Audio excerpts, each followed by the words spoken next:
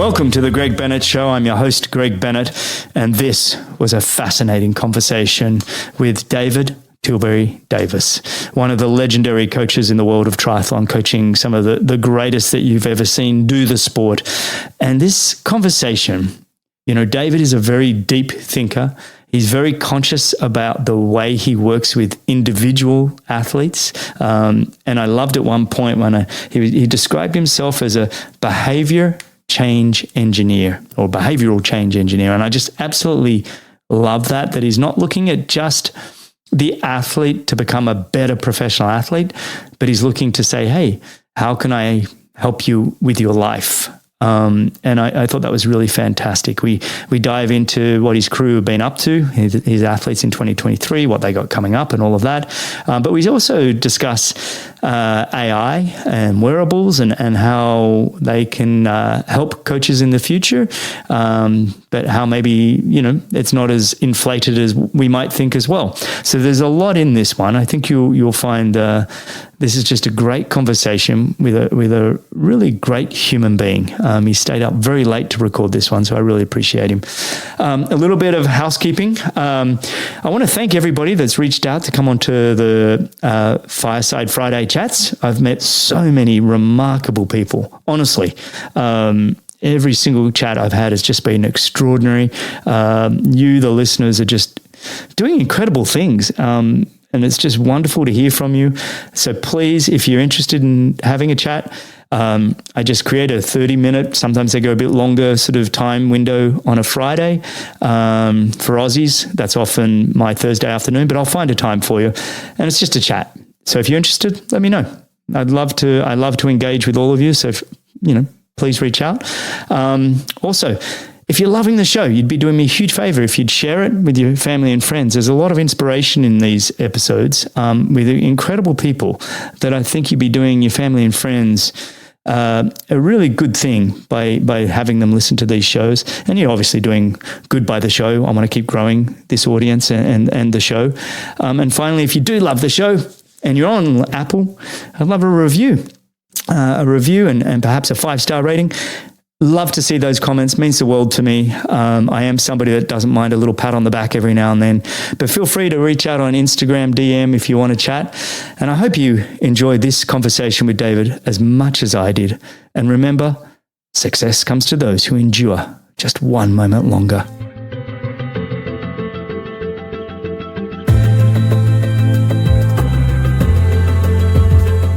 All right, today's guest is one of the greatest triathlon, mountain biking, and cycling coaches in the world. His ability to communicate and his deep well of knowledge have paved the way for athletes to clinch world titles, national championships, Olympic and Commonwealth Games qualifying, and an impressive collection of podium finishes all around the world. With over 2 decades of experience, he's guided talents like Lionel Sanders, Ashleigh Gentle, Matt Hansen, Sky Munch, Amalia Rose Watkinson, Cody Bills, Josh Amberger, and many, many others, helping them smash course records and dominate the world rankings. His analytical and deeply personalized coaching approaches turned promising athletes into champions. So, without further ado, welcome and thanks for joining me on The Greg Bennett Show, David Tilbury-Davis. How are you, mate? Not too bad. Absolute pleasure to be here, Greg. Thank you. I don't know what really to say after that introduction. I just feel like I'm some bloke that talks to people and helps them get the best out of themselves. So, well, you've done that very well. It's a little humbling. I listened to your interview with Dan Lorang, who I guess I'd call an acquaintance and enemy, if you could put it like that. And I suppose I'd describe myself as, those yellow and black books that you buy, like sort of, Microsoft Word for dummies or Excel for dummies. So I'm basically like Dan Lorang for dummies. That's how you can best describe it. And the episode's done. Okay, that's great. It's finished there. Here we go. I love it, mate. And look, between yourself and Dan Lorang and Dan Plews, there's this core group of coaches that are really doing a phenomenal job. You've worked with, we'll get into it, but you've worked with, age group and focus a lot on the professional athletes. But you really are pioneers in the direction of where coaching and training is going. I just had Joe Friel on the show, and Joe has been coaching since the 60s, and we were talking about the evolution of coaching, and it's really great for me to be able to have somebody like you to chat to as you evolve the way our great athletes of the world, become better. And it's often not loads of scientific data. It's often the human element and the art side of it. And that's why I love having you on the show. I'm really grateful that, where are you in the world? You're in Finland, and it's 9:15 at night. I live in Helsinki in Finland. I've lived around the world since I've been coaching full time. About 7 or 8 years in Spain, 3 in Texas, 3 in Seattle, and then settled in Helsinki with a wife and now family. So wow. So it's the wife that got you to Helsinki? Yeah, that's pretty much the story with every expat in Finland is, are you here because of a woman? Yes. I'm in Florida for the same reason. There you go. Yeah. And you got 3 little ones. Yeah, I have 3 under 6. So 5.5, 2.5, and 2 months. So, right. Well, I am amazed that you're still up, that you're still talking. You even said you've got another call after this episode that we're recording. It's the joys of having athletes on multiple time zones. It would sometimes I ponder whether it would be nice to have a punch in at 9, punch out at 5, switch brain off job, but then I'd probably lose my mind. So I'm quite happy to be speaking to people in New Zealand 1 minute, Salt Lake City the next, and then UK and Sweden. So it's good fun. It is like that. I remember Laura and I, when we were both racing professional, sometimes you just, it'd be nice to just clock in and clock out and not have to have this 24/7 job. But I don't think we can do that. I don't think we're the kind of people that are employable like that we can clock in and clock out. We're not wired. No. I used to work in corporate for well over a decade, and I remember in one of my jobs I managed a team, and there was an individual in my team who was very much like that. Was brilliant in terms of what he did. He was absolutely brilliant at his job. Like just producing like the best quality work in the team, but absolutely like, I'm a worker bee, and that's all I want to be, and had no aspiration to be anything else, just wanted to be really good at what he did. And it's kind of almost ironic that on the one hand, I could never process that in my head, but then on the other hand, I now sit here with what I do and say, that's kind of who I am, actually, just with coaching and people. And so, it's fascinating what we learn over, I'm many decades of different jobs and meeting different people, working with different people, different cultures. Get to know yourself, right? I mean, you get to know yourself through that, and what do you want, who you are and what do you want? And it's fun to explore. I think we're of similar age or region. 52. I'm 52 as well. There you go. Oh, there we go.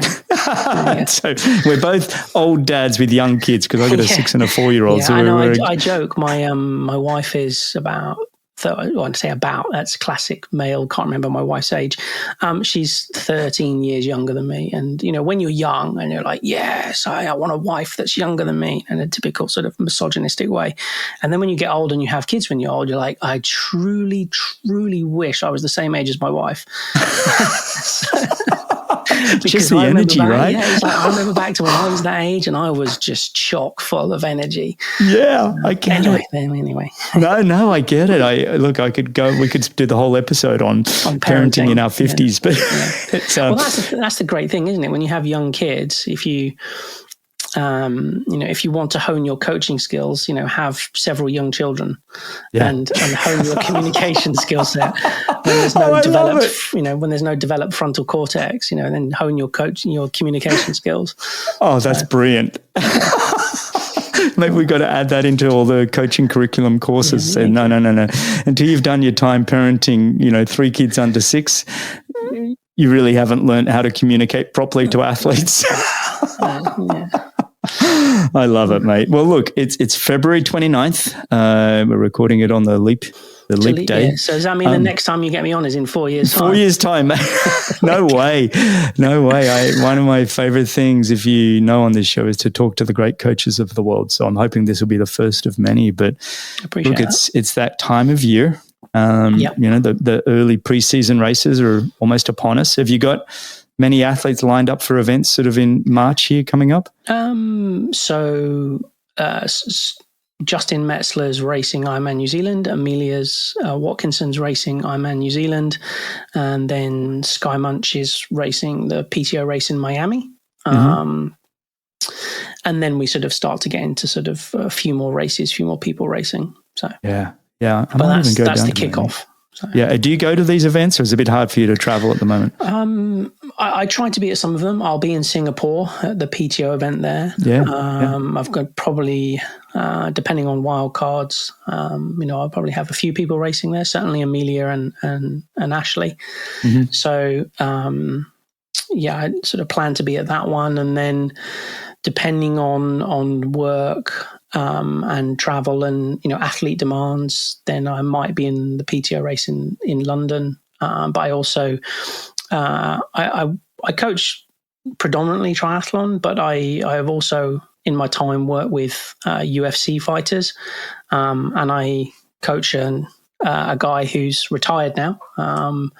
But I tend to do face-to-face work with him when he's working in Europe. So that clashes with PTO London. So if I'm at that, then I'll probably have to get up early and get on a fast train, or I might not even be at those if another athlete sort of says, "Hey, I need you in this location to do some, one-to-one training on the World Championships course." So we'll see. Wow. UFC training. I left that off on the introduction, mate. Are you the fitness side of it, or are you actually in the ring? Fitness side of it. Just the sort of the athleticism side of it. It's a fascinating sport. It's a rabbit hole of lactate dynamics and cognition and sort of being able to sort of concentrate under load. Wow. Under hypoxia. I've researched free diving as an example in pursuit of understanding hypoxic work. So wow. It's fascinating. Isn't that great? Isn't that great that you can be in a role, you've been coaching for over 2 decades, and then keep expanding your knowledge and your curiosity? It's that C word. It's I've always been curious. It's like one of the things I learned in corporate was I had a manager, and he once said to me, he said, "When you think you know it all, retire, because you don't." That's like, okay, noted. Yeah. But that's the joy of work. I said this to somebody the other day, and I said, you want to find a job where the learning outweighs anything else. As soon as a job doesn't feel like you're learning anything anymore, even if the paycheck's good, honestly, what are you doing?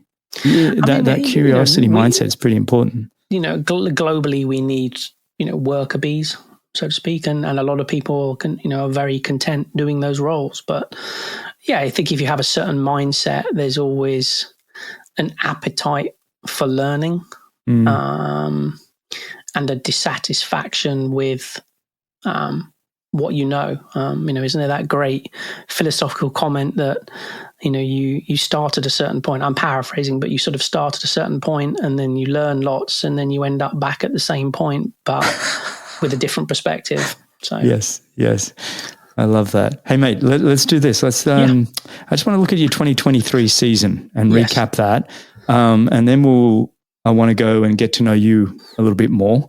But first off, let's look at last year, because it was quite a outstanding year for what we're calling the DTD crew. But mate, 35 podiums, of which 21 were wins. Tell me some of the highlights of 2023 for you as a coach and watching your athletes perform. Yeah, I mean, sort of statistically, interestingly, it wasn't as good a year as the past. Typically my sort of strike rate with athletes is sort of 50% of the races end up being podiums, of which 50% end up being wins. So, it was sort of mathematically a little bit lower last year. That's not a criticism of my athletes, or, maybe it's a criticism of my coaching, but, it's how the dice rolled. But it was good. I mean, I think if I had to highlight a couple of things, I'd probably say, sort of, mid-season, I've been working with Jodie Robinson, who's a US female pro, and, she'd been struggling for a couple of years. And, we started working together, and then, we were in a situation where we were going to go and do 70.3, and literally like a week before the race, it got cancelled. Actually, no, that's not right. No, we literally, like, the weekend of the race, it got cancelled because of wildfires.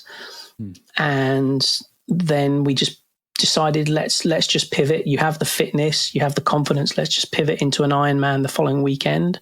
Wow. And we went to Coeur d'Alene, and she won it. So that was was sort of mid-season. There was obviously some wins along the way, but that was one thing that was really sort of satisfying from an outcome perspective. I guess the other was Ashleigh and Josh both winning the Asia Pacific Championships together. Having that classic sort of couples champions podium. I wasn't the first to do it. That would be, Casper Hendrickson with Clément Mignon and Mario Lampierre, long course worlds, but had to tick that box. So it's great. One. Look, as a couple, as a former couple, the wins that Laura and I had together were very few. We only had a couple of 70.3s, couple.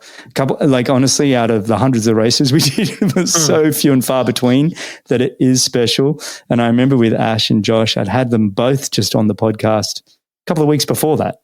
And then to see them go and do it together made it even more special. So congrats on that one. That was cool. That was nice. And then Ashleigh's win in Singapore was it was nice to see as an outcome. It had been a long season. It hadn't been a perfect season, and there was a lot of pressure, I guess.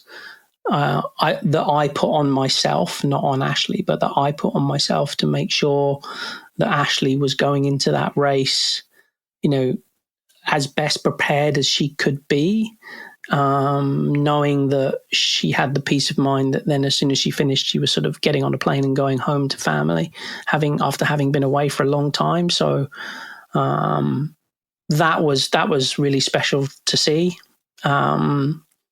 And then, at the back end of the season, Sky Munch's performance in Florida, just really happy with that. We knew going into Kona that Sky was in great shape, and, the result in Kona was, I think we would both say was good, wasn't perfect. There could have been some things, one or two things a little different, but we took that fitness into Florida, and then she, put up a performance for the ages. It's the fastest time by any, continental American female athlete ever. It was, if you just forget Roth, because everybody knows that course is short, it's sort of one of the top 3 or 4 bike splits of all time. So, and it's, if you include Roth and, Chrissy Wellington, Daniela Reef, it's sort of 8th or 9th fastest bike time ever. That was just really pleasing to, for her to see the fruition of her labors and her faith in what we've been doing. And so that was a nice sort of finish to the year. Yeah, Sky's been incredibly consistent for a number of years now, and that her 7th in Kona, that women's field at the Kona Ironman World Championships last year was really special. I mean, the times were close. It was she went at 8:43 with Chelsea just sort of 1 minute in front, and Daniela Riff in front of her, Taylor Knibb. It was just with Annie Hug and Lucy Charles-Barclay, of course, taking the wins, but it was so close. It was such great racing. She's right in the thick of it. And then to come on the back of that, to go do Ironman Florida, and let me just read out her splits because I got them here in front of me. So 58-minute swim. She can probably find a few minutes there, which would be nice. A 4:23 bike. 4:23. Yep. And then a 2:54 marathon on the back of that for an 8:22 overall. Really, amazing performance. And then to backtrack a little bit, you talk about Ashleigh Gentle and her year last year. In the last 2 years, since she decided, I remember having her on the podcast when she was trying to decide, does she go for Paris Olympics or she should go long? And I remember having her after the show going, you've got to go, you got to go long. Forget the Olympics. You've had your couple of goes at that. And since she's done that, it's basically been, she's hardly gone off the podium. And last year was really, winning Singapore, like you said, the PTO Asian Open, but still with seconds at the European and the US Opens. And then having the Langkawi win at the end of the year. She won Noosa again for, was it 10 times? And 11, I think 11 times. Yeah. I think they should just give her the ownership of the race. Oh my gosh! Like, you just caretake ownership of this race for the next few years. Unbelievable. Before her it was Emma Snowsill, now Fredino. She'd won it 6 or 7 times, and it was like this passing of the torch. And Ash, she just doesn't seem to age either. I feel like I've known Ash and Josh for forever, and they're still right in the prime of their careers. I'm like, hang on, I was racing them back in 2012. What's going on here? But look, it's been outstanding, mate. Huge congrats. Thank you. It does feel very special to see your athletes perform the way they do. Do you find are you doing it all remote with all of your athletes? Do you ever have training camps? Are you able to do any in person? So it's interesting. I do face-to-face work, trips to wind tunnels, trips to work with athletes at their home location or specific training environments. Not too often in the last couple of years, because a combination of, if you go back to pre-COVID, I was definitely traveling to work with athletes, multiple times a year. During COVID, obviously no travel. And then after COVID, a mixture of sort of having younger kids, of course, not so much travel. But what's also interesting with the whole training camp thing is, I think long course athletes are very different to short course athletes. Yes. I don't mean in any kind of weird way, but just you're prepping for something fundamentally different. And for a long time, I had this mindset that I've got to do the DTD crew training camp. I've got to be a Plaitas, Club Polenta in Mallorca, Tucson or whatever. I got to do this. I got to do this thing, get all my athletes there. And that was a big sort of gnawing in the back of my mind. And then I kind of thought, well, hang on a minute. Why don't I just ask my athletes what they want? And I asked all of my pro athletes, and pretty much all of them said, not interested in the slightest. They all said, I like to be at home. I effectively, I like my own pillow. I like my own bed. I know where the fridge is. I know where the food is in the supermarket and what aisle it's on. And I know my bike routes. I know my run routes, and I was like, I kind of get your point. So now I tend to kind of parachute in, as needed. So for instance, last weekend I was in Stockholm, for a day, just doing some work with 2 Swedish professionals that I work with. And I popped over there previously earlier in the year simply because one of them also works with a guy called Anthony Lutola, who's just happens to be the swim coach of Sarah Sostrom. So it's nice to be able to sit down with someone like that and say, hey, what do you think about this? And he was just as curious about long distance triathlon and swimming for that, because in his mind and eye and brain is wired to sort of think about things in tenths of a second and, how to get those tenths. And I'm sat there going, so we're trying to find a couple of minutes over something that takes 45 minutes. And he's just, help me understand that. So it's really nice when you can sit down with coaches like that in different sports and just there's no ego. It's like, let's just share knowledge and all learn. I love that. I one of the favorite things that I do on this show is just have conversations with like-minded people that are all trying to, whether we're talking mental performance or trying to find marginal gains in the physical. I spent a career trying to do it, and I still love on the back end now of having these discussions. What I'd like to do is get to know you a little bit better before we go too far, and then we'll dive into your coaching philosophies and how you operate a little bit after. But for the moment, what I like to do is rewind the clock and just tell me how you sort of came into the world of, finding your passion for triathlon coaching. So if you can give us a bit of a framework, that'd be great. I'm glad you finished that sentence and said, how did you come into the world? Give me all the details. Here we go. So I was named after a horse because my mother was just watching the TV in the hospital.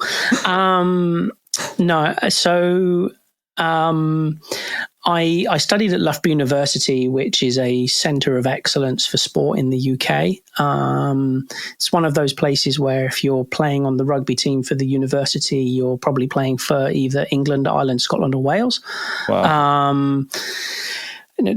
I was there at the same time as Paula Radcliffe, as an example. Cool. That's the calibre of Steve Back and Mick Hill were there throwing spears on the athletics track as well at the same time. So it was back in early 90s, mid 90s. And so whilst I was there, I've always been into lots of different sports as I grew up. And I was playing multiple sports when I was at university, and I just sort of started playing American football, ended up playing for Great Britain, and then nearly had my knee completely blown out.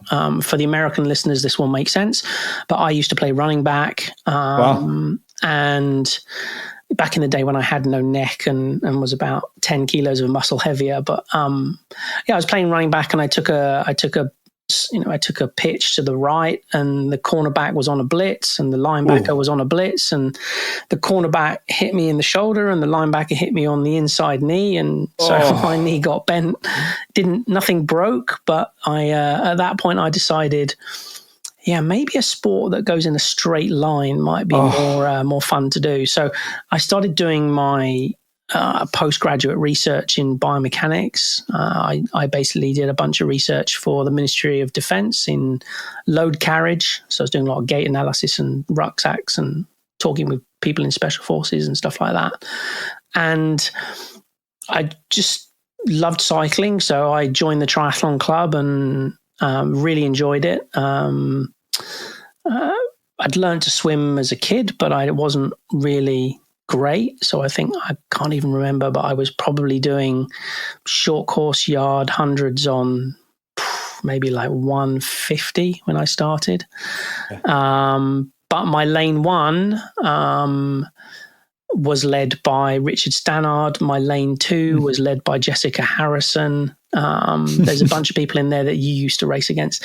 And so I very much immersed myself in the sport because I'm just, I'm curious by nature and fascinated by detail. So within a year or two, I started to help just coaching, because British Triathlon didn't even exist at Loughborough University then. So it was just a university squad.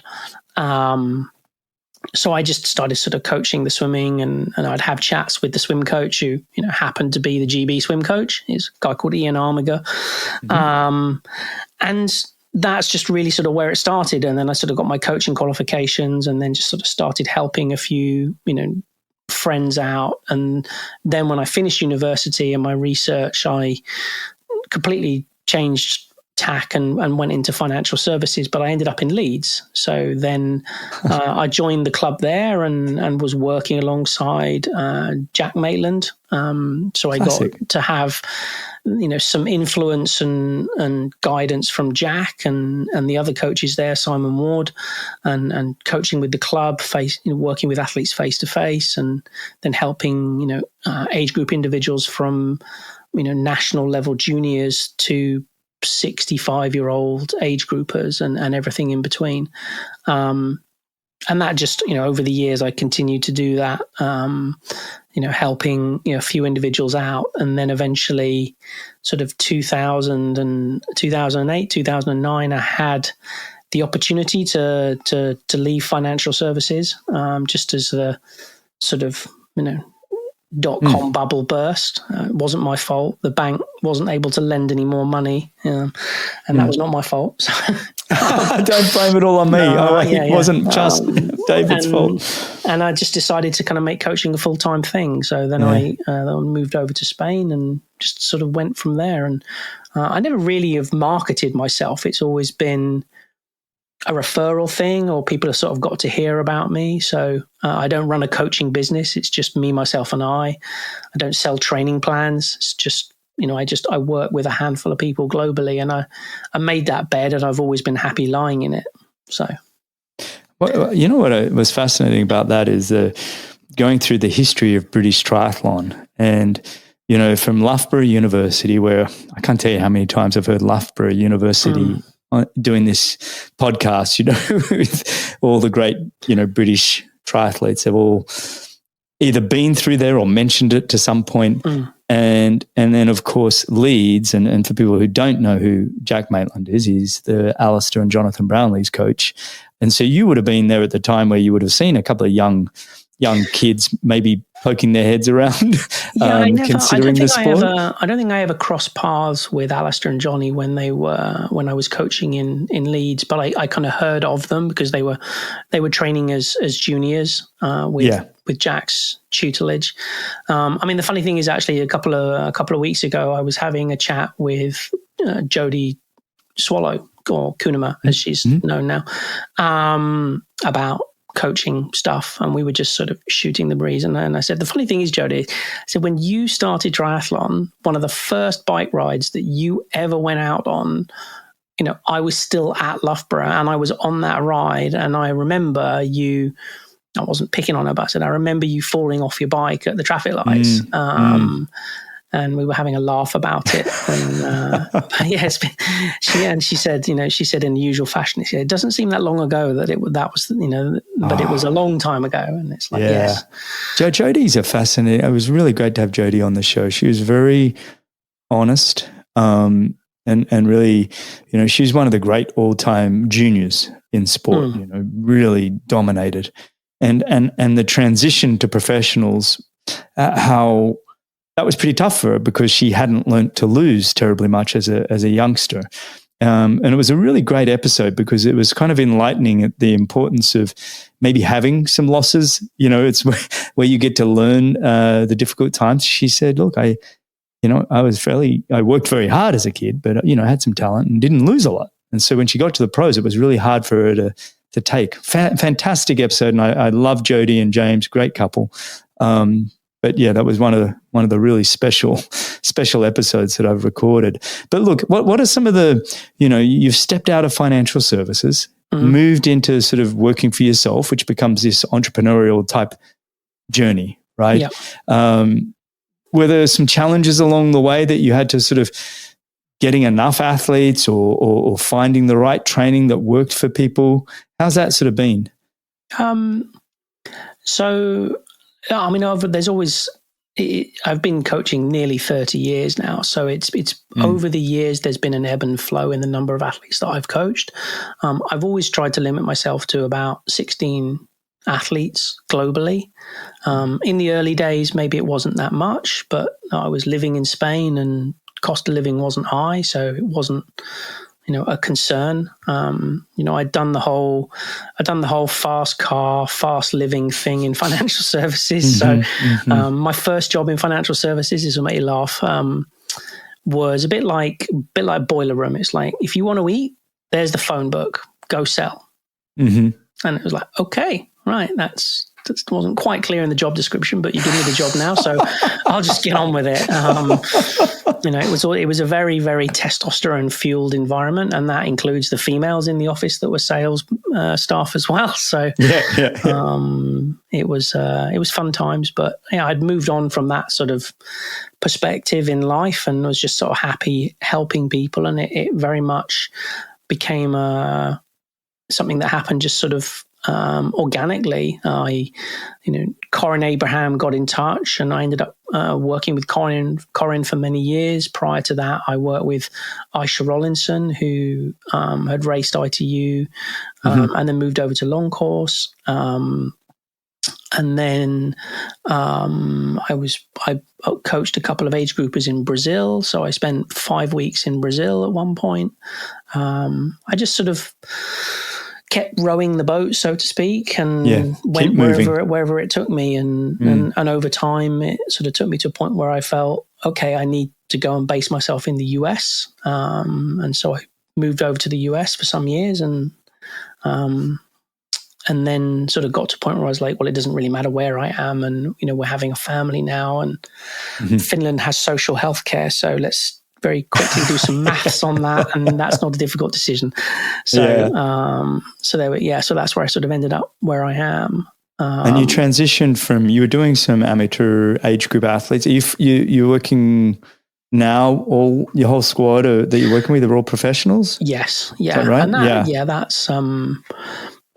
that's just sort of happened organically. Well, the age group as you were coaching became professional. They became too good. Not so much. I'm trying to think of the last person. Yeah, I've had one young lady in the US that I coached as an age grouper a couple of years ago, and she's now transitioned to professional.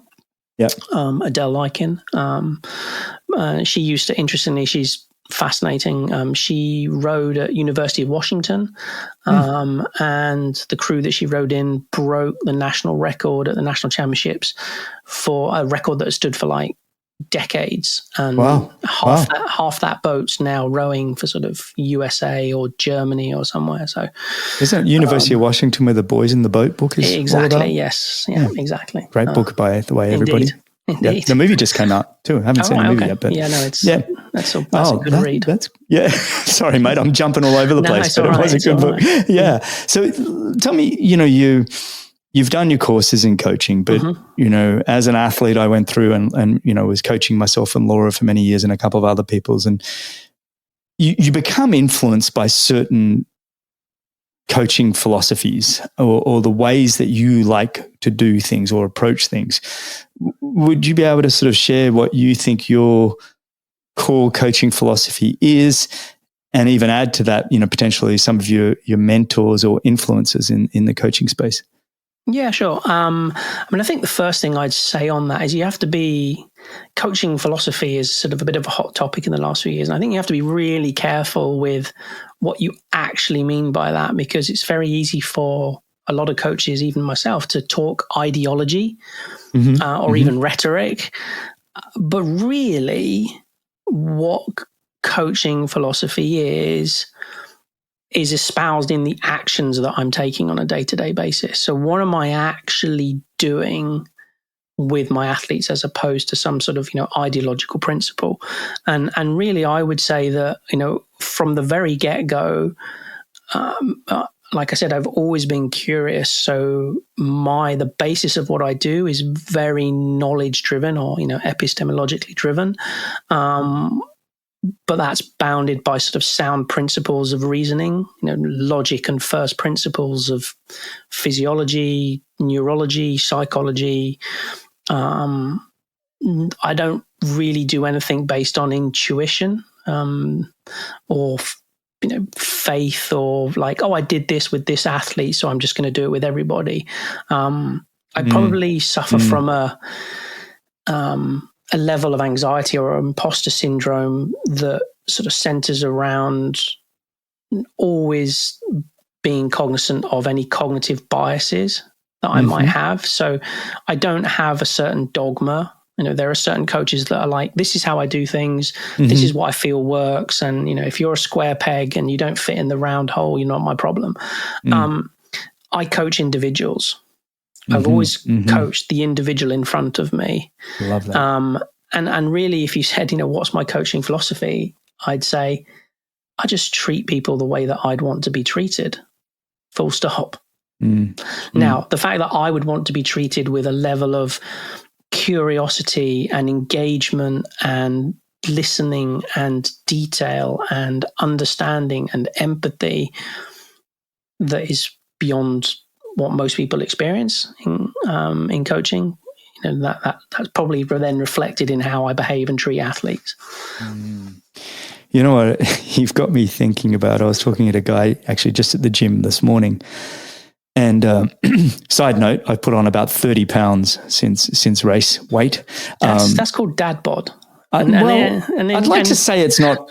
I'd like to say it's a lot of muscle. It's not all. There is a dad bod component. I'm not going to lie. It's funny. You look at sociological research, and it actually says that when they've done research with ladies around what they're looking for in a partner, the evidence is clear that those people with a dad bod are preferred versus your super chiseled, gym monkey, because they see that person as a potential threat, potential narcissistic qualities, whereas the dad bod person obviously has the capacity to provide because he's able to eat adequately. So I was like, I really like that research. I'm going to repeat that regularly. So. Oh, I love it. I heard something very similar, and it was if you see a dad and he's totally ripped and he's got young kids,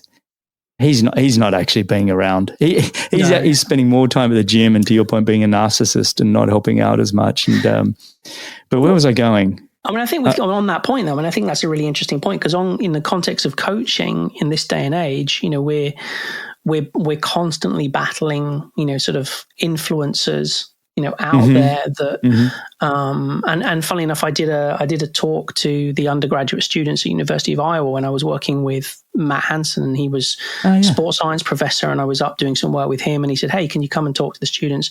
And one of the students asked me a question at the end of the lecture and said, "Do you have any advice on, what I should do?" And I said, "Yeah, continue to major in sports science, but minor in social media and marketing." So because if you can't do that in this day and age, you're going to struggle. And I think those types of individuals,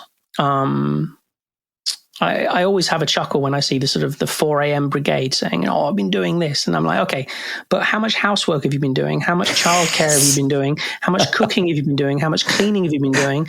Because who I'd like to interview is your wife. Yes. Well, I think and understand, how they prop you up. Absolutely. And that's fine, that people make those choices, but it's just like, let's not sugarcoat it. I've said this to Laura so many times, where it's like, we're all listening to whether it's Huberman or Tim Ferriss or whatever. And I'm like, well, hang on. Until you have putting somebody else before your life, like it's not about you. Like once you become a dad, it's like, you're providing and protecting for to two little people that, or in your case, 3, they can't do anything without you. And you need to be stepping up the game. And it changes your whole perspective of life in this sense of, it's not about me, or even when it was just Laura and I, which was, even then I was thinking about her a lot, but it's with kids, it changes everything. That's Viktor Frankl's Man's Search for Meaning. That's happiness is found in putting others first. 100%. Isn't that the truth? It's like this. You want to get yourself out of the downward spiral of depression, and I often say it doesn't have to be a lot. To put somebody else first can be just when you're walking into the supermarket, be the first to say good morning to somebody. Right? Yeah. Start simple is my point with the whole mindset of, do good to others. And it's amazing how good it makes you feel. The reward in itself is unbelievably selfish if you think about it, because it feels so good. So I always make my kids be there. When you go to school, you got to be the first to say hello. You never know what that kid's going through. Make sure you stay in the moment and make sure you say hello to them first. And but you've mentioned a couple of really good things I want to go back and touch on. One was looking at the athletes as individuals. And I was talking to a guy at the gym this morning, and he's built like a strong lad. Lovely guy, but built like a brick a outhouse, warrior. as we say. Yeah. And I said, mate, if you look at, I like going back to ancestral health to figure out all things. And we can't do it as well because we have so many environmental changes in our life from air conditioning and everything else. But I said, look at you. I said, look, you're the one that's going to be holding the spear and stabbing the woolly mammoth from underneath. I said, and that little guy over there, super ripped, fit guy, I said, we're going to slingshot him or catapult him onto the back of the woolly mammoth, and he's going to be stabbing him from the top. I said, I'm strong enough now that I'm going to carry the meat back to the village as fast as possible on my shoulders, but I've got the endurance and strength. So I said, the way that we need to train ourselves and the type of bodies that we are and what we're trying to achieve is going to be very, very different. Now, you happen to be working with a whole bunch of triathletes, but the point is looking at the individual, where they came from and how they operate matters in the type of training and the way they prepare for a race, you know. And it does. There's for the life of me, the coach's name slips my mind, but I was chatting with somebody about this topic of understanding your athlete, and this coach made the point that you want to understand an athlete's core values, not their values as an athlete, because that's different. You want to understand a person's core values, because that will influence how they respond to certain training stimuli, how they race, how they respond to certain scenarios, what's important to them, what's not important to them. And as a coach, understanding the athletes. I'm 52, I'm white, I speak English, I can get by in Spanish, but I coach athletes from a multitude of cultures, some of them who don't have English as a first language. So what I'm also cognizant of is, how do I bridge the gender gap? How do I bridge the age gap? How do I bridge the culture gap? How do I bridge the language gap? Because all of those things, from a communication, whether it's face-to-face or over the phone or over video call, those are all barriers to me being able to walk in that person's shoes, for want of a phrase. And I really prefer that phrase when people talk about it, described as, in essence, getting the athlete to understand that they need to help you understand what it is like to walk in their shoes. It's not my job to try and figure out what it's like to walk in their shoes. They need to help me understand it through, communication. And I think communication and, sort of pedagogy or different styles of teaching, heutagogy and andragogy, those things, they're different styles for different individuals. But I think communication is so paramount, X's and O's, if you want to talk team sports, those are great. But communication is king in my book, or buy-in, I think, is a better way of putting it. I think buy-in, and that covers a multitude of facets, in relation to what, we might talk about. But there we go. I think you're nailing it, because I think Laura and I always laugh because the way the two of us are motivated completely differently. I'm motivated by the pats on the back. It's like, Greg, you're swimming really great, mate. You're holding great form. What would be great is if you could get that right hand, it's slipping a little bit, mate, and you're missing a little bit of water on the front end, right? That's how I'm going to improve my swimming, with a nice wrapped bit of, Greg, you're doing things great. Here's a tiny little bit of a tip. Laura doesn't want to hear the praise. She wants to be, look, Laura, you can swim faster by just adjusting your hand and getting more. Like I don't take well to somebody just telling me what to do. I need the little bit of I'm doing things all right. And I think the more you can understand an athlete's mindset and the way that they like to be told, and that takes time. Ultimately, when I worked in financial services, one of my managers said to me, I got a reputation for being, somebody that you could say, pull out the Financial Times and point an investment fund and say, what's the risk profile of that fund, and what's their portfolio exposure like globally, and I could give you sort of a sense of that. And he said, don't forget, people buy people. They don't buy knowledge. Now, the knowledge is great. That's that's good to have in your back pocket or in the back of your head, but people buy people. And it's the same in coaching. Buy-in is king. I need to, and it's not in any Machiavellian way, but it's when I'm working with Ashleigh or Josh or Sky, or Rasmus Svenningsson or Andrew Horsfall Turner, they're all different cultures, different backgrounds, different educations. I've coached athletes that are highly, highly educated, and I've coached athletes that haven't gone to university. And you need to be able to understand them more than ever in this day and age. And I think, Cody Beals once described me as a sort of Renaissance coach. And I think that's probably a good way of putting it, because I never feel that I'm the smartest person in the room, but I am super confident that in myself, that if I don't understand something, I'm happy to say, hey, look, I don't understand this. A company might have a particular way of doing something that's meant to add value to an athlete. And I say, look, I don't understand this. Help me understand it in simple terms. Yeah. So I think that's this sort of constant pursuit of understanding is what's allowed me to get to where I am today.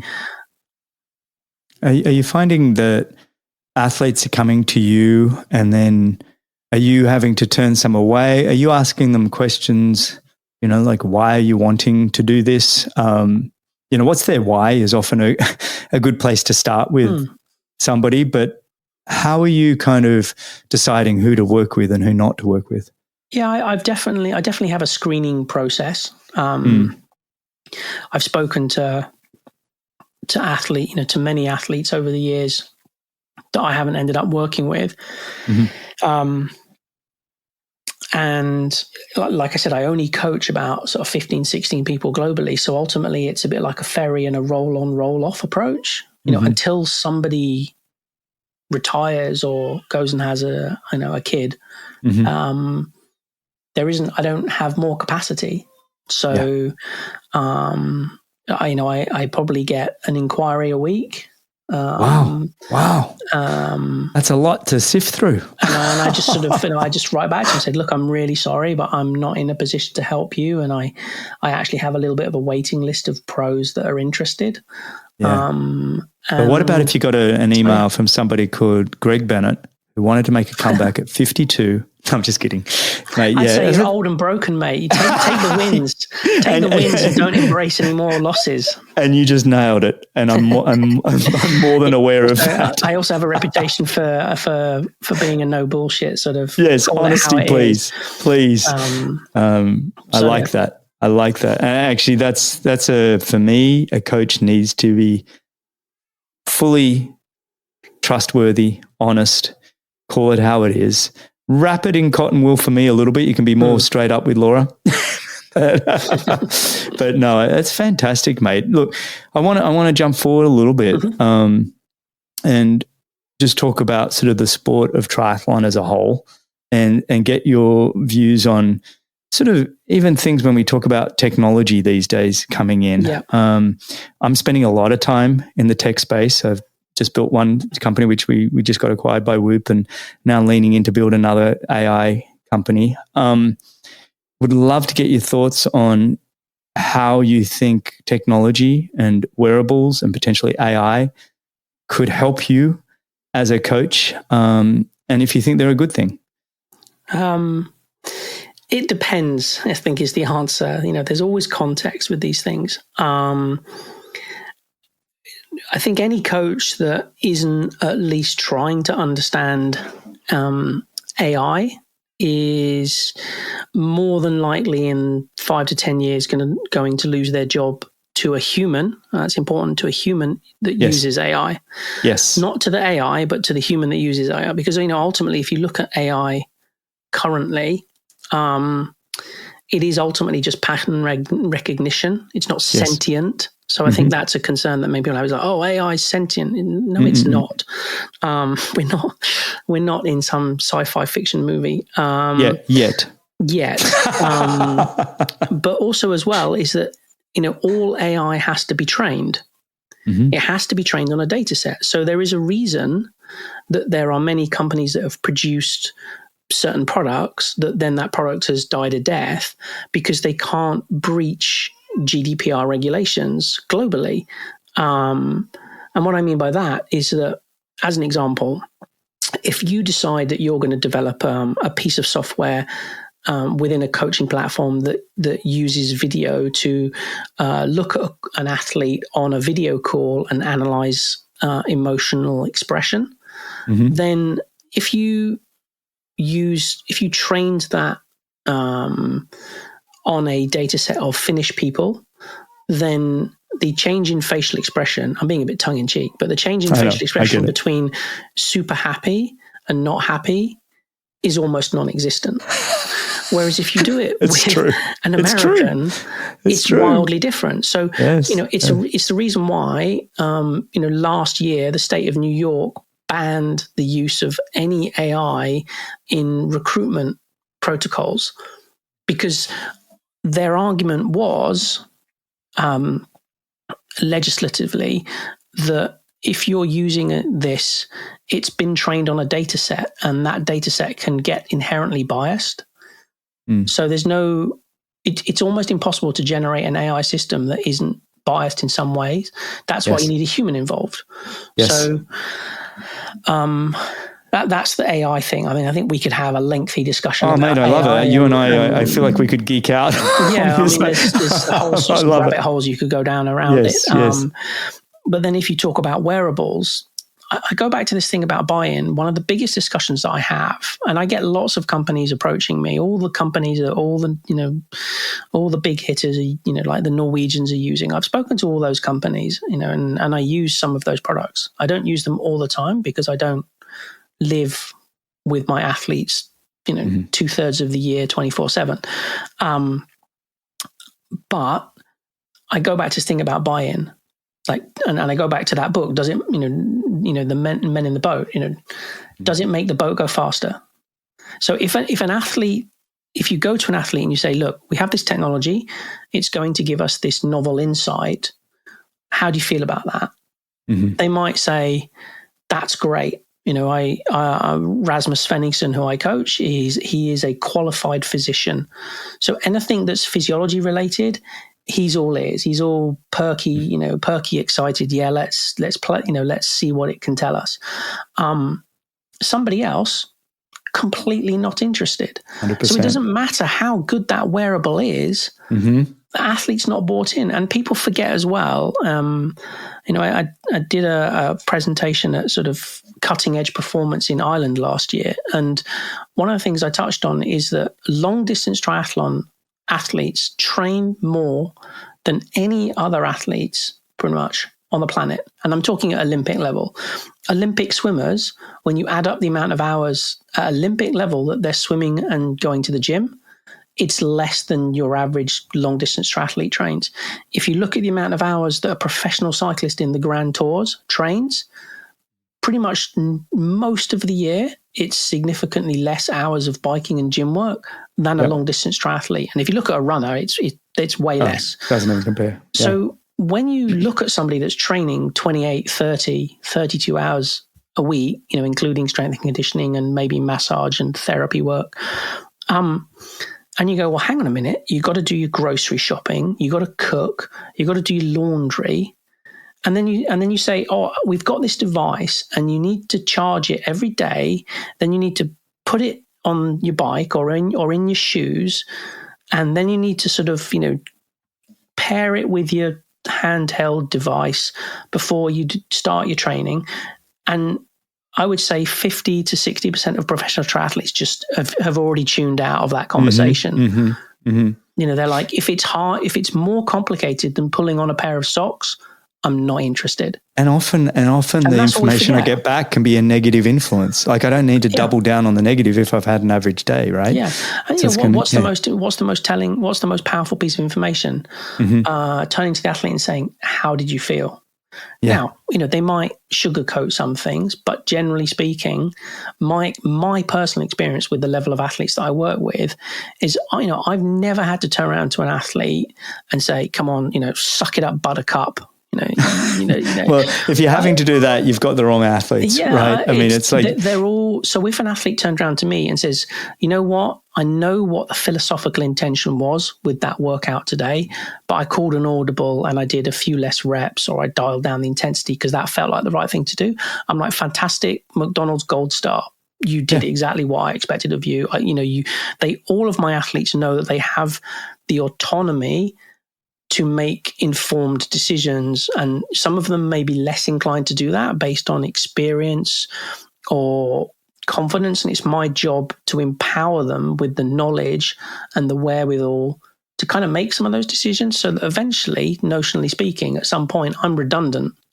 I love the reality is that most pros, they don't want to write their own training program, but notionally I'm trying to get to a point where it's very much a sort of a discursive, sort of dialectic debate around, should we do this or should we do that? I had a discussion with Josh Amberger about swimming this morning, and I was chatting with Andrew Horsfield Turner yesterday, who's another Uber swimmer, and we were talking about Daniel Whiffen and the guy that just broke Grant Hackett's record. And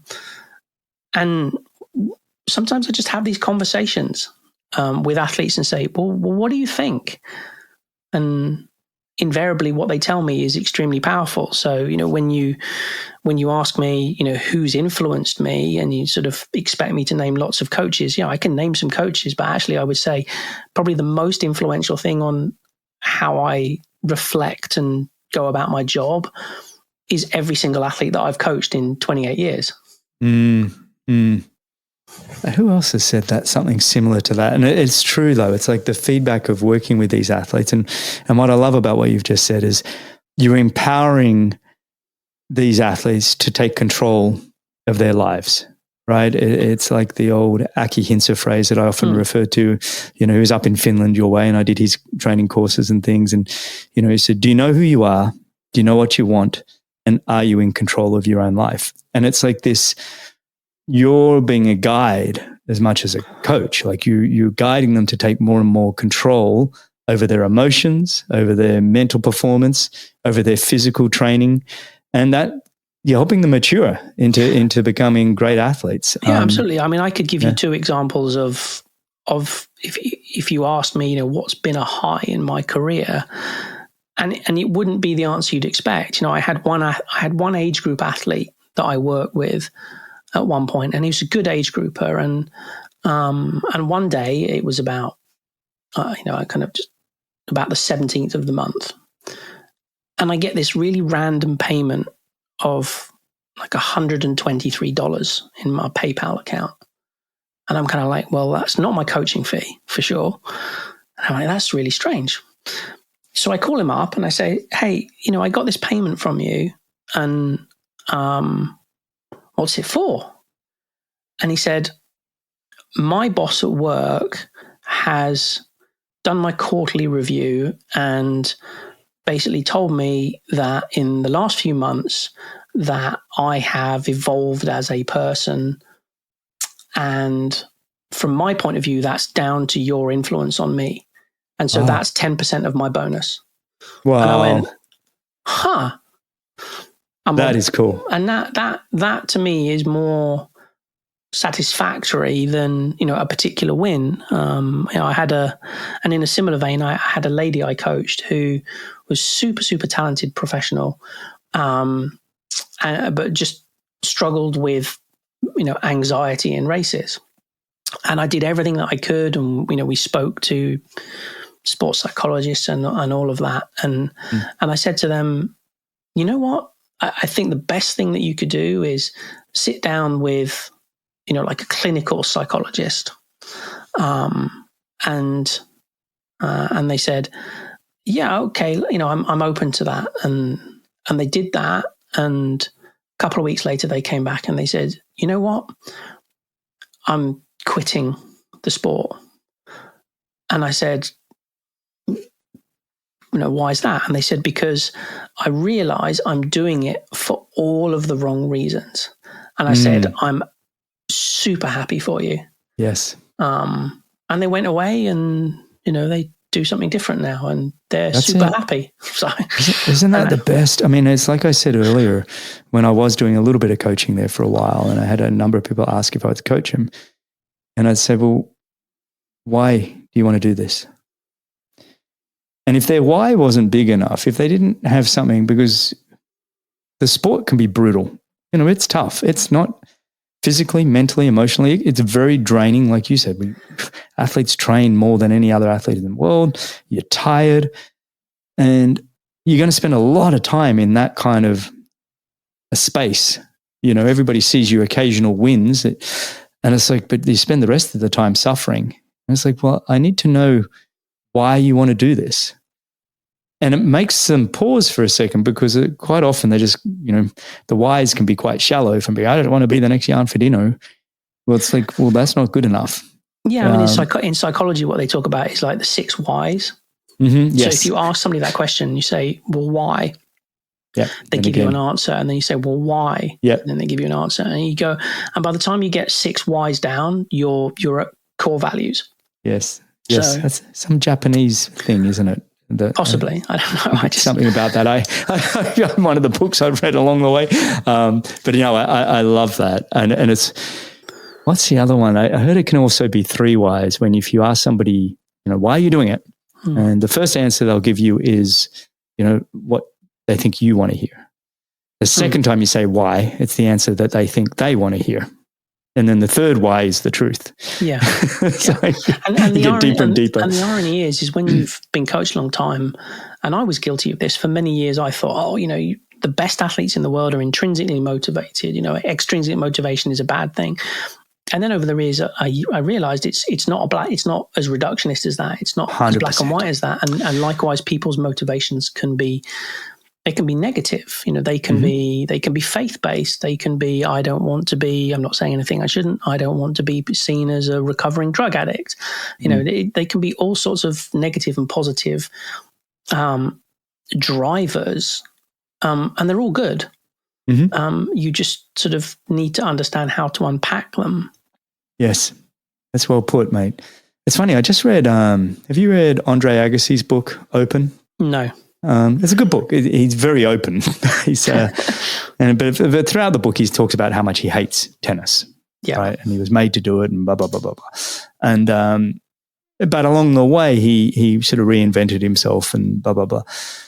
And so I started asking myself the question, going, well, to be honest, I never liked swimming, biking or running. And yet I was a professional athlete for 27 years. Yeah. But I never liked swimming, biking and running. But I loved pushing myself. Like I loved being down in a dark room and the suffering. And I don't know why, really. Like it's like this self-punishment, but it was, and then I loved the pats on the back. Like actually this whole extrinsic thing, like you said, it's like, I had a very powerful intrinsic force that wanted me to enjoy the suffering and taking myself to the edge and peering over that edge. But then extrinsically, I loved being known as a triathlete when I was a teenager. It made me feel like, okay, I had a little bit of identity. That was me. I was too small to be a rower or rugby player. So I found my way out of those very difficult adolescent years. And then through my 20s, it was giving me a sense of purpose every single year. It was like, okay, do better, be better. And all of a sudden, fast forward the clock, you've been doing it for a long, long time and got some pats along the back. But to your point, it's not just intrinsically motivated.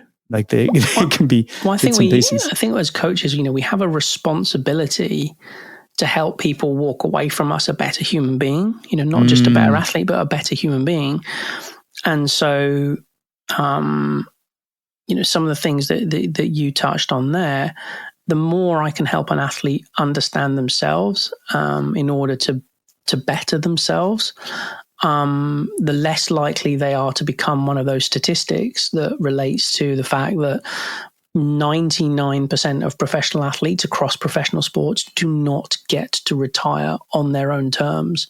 It's foisted upon them either through injury or, the level of sport moving on, or, lack of employment, or, and so, yeah, when people are going to encounter that, if you haven't prepared them to understand themselves, then I think you're doing them a disservice. Right, that is fantastic. Very wise words. I love that. And I was one of the 1% that got to actually, I'd call it my Forrest Gump moment, when he was running across America. He's like, I think I'm done now. And I had that at the Beijing triathlon where I was I'd ridden up to the pack, which included Alistair Brownlee. It was in 2016, so he's just off the back of winning the gold. And it's like, okay, well, if I'm going to win this race, I've got to go now, and I need to get a minute and a half off the bike and blah, blah. And I'm doing all the math, and all the calculations and what do I need to do. And then I was like, I don't want to do this anymore. I don't want to do this. And I rode straight to the hotel, called the race director and said, mate, I've pulled out, called Laura. She'd raced that morning and said, I'm retired too. So we both retired at the same time. So I was very fortunate, but I think it was because I'd spent so much time in the sport that I actually did know who I was, what I wanted, and I didn't want to do it anymore. But mate, this has been fantastic. I could go on for hours with you. I think we could, I think this is going to have to be the first of many if you're up for it, because I do love this sort of a conversation. But I want to finish up before we do with what I ask all my guests and the final 4 questions. So the first one, if you could go back in time, what advice would you give your 18-year-old self? Read more, learn more languages, travel more, and race bikes in the velodrome. I think I was built for racing in the velodrome. I'm like a running back with a set of lungs, and I think if I'd taken up doing sprinting in the velodrome, I would have had an absolute wild time. Yeah, and you were right around that when the British started to really own the velodrome too. I love that. Very cool. Actually, sorry to bring it back to myself one more time, but I in 93 or 94, they tested a whole bunch of Australians for what sports we should do. And number one sport for me was field hockey, which I had no interest in. But the other one was the velodrome. They wanted me to be on the pursuit team. Yeah. And they wanted me to go down to Adelaide. And out of that pursuit program came McGee, O'Grady, and McEwen, and what's the other one? They're all the same group. Yeah. So I was like, that could have been an interesting journey had I taken it. But I love triathlon. I'd already found the sport of triathlon. I wasn't interested. So, all right, mate. If you could have dinner with 3 people, they can be dead or alive, who would that be and why? God, I mean, that's a tough one. No, it changes every day. I think if if I don't be cliched and I don't pick a coach, because then I think I'd probably want to sit down with Jiro Ono, who is in his 90s, is considered the greatest sushi chef of all time. If you've seen the documentary Jiro Does Sushi. And I'd want to listen to him explain to me his obsession with perfectionism over decades in something which looks so simple. Probably the second person would be Dame Stephanie Shirley, who is again sort of late 80s, almost 90. She founded a software company in the 60s. I did say that correctly, the 60s, that employed mostly women, almost exclusively women who worked from home in the UK, and on things like the black box recorder for the Concorde. And she's now, she made millions, and then she basically gave all that money to the employees and made about 70 of the employees millionaires overnight when she went public. She's a philanthropist. She's just an incredible human being. And I just want, again, to listen to her talk about getting the best out of people and navigating the world, because she came over as a child on the kinder bus as an orphan and was to the UK. So just a fascinating woman. I'm going to look her up as soon as I'm done. We're done here, mate. Oh, that's fantastic. And I guess the third person, because I am a bit analytical, would be a chap called Benoit Mandelbrot, who passed away a few years ago, who was a mathematician. He's considered the father of fractal geometry. And again, I'd want to have a conversation about just how he looked at the world and what made him just figure the things out about biology and nature and economics and politics in the way that he did. How do I spell his name? Mandelbrot, Mandelbrot. Gotcha. Those are probably not your normal answers, but that are fantastic. Are you kidding me? I love that. I think. I mean, if I had to throw a coach in there, of course, there's only one person, and that's John Wooden. So John Wooden. I think that, mate. I want to be at that dinner table just to learn about these people. I think that's fantastic. Like I said earlier on, I have a fascination with sort of complicated things and just a curiosity about how things work. And I think some great people that would be fascinating to talk to are people that have invented watch complications. I have a penchant for very nice mechanical watches, and there's individuals that they literally designed really, really complicated pieces of microscopic machinery from scratch. And some of them even made the machines to make the parts. And you just kind of process that in your head and you go, how the heck did you reason that all through? And in a similar vein, one of my favorite things to watch, I haven't done any more seasons of it in a few years, but is Chef's Table on Netflix. And just to watch individuals that are world class. Yeah. And just look at and listen to their insatiable appetite for curiosity and knowledge and intricacy, and in something which is so subjective. Humans are complex, dynamic machines. You can't reduce us to basic physiological principles. And so when you watch a program like that and you listen to these people talk about what they do with food and how food tastes and is so subjective, and so that's just such a huge fascination. And I think the kind of building on that just reminded me. I was listening to Alain de Botton the other day, and he mentioned that the field of psychology, the understanding of the human mind, is only really barely 100 years old.